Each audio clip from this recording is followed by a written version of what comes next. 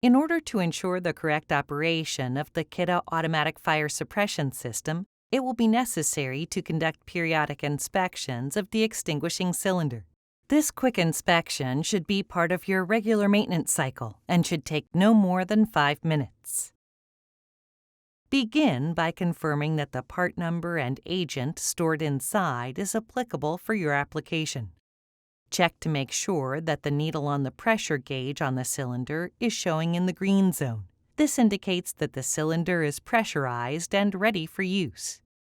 Confirm that the safety plug is installed in the retention boss on the extinguisher bracket. Confirm that the safety wire attached to the firing cap is still present and tight. Check that the electrical connection at the plug is still correctly attached.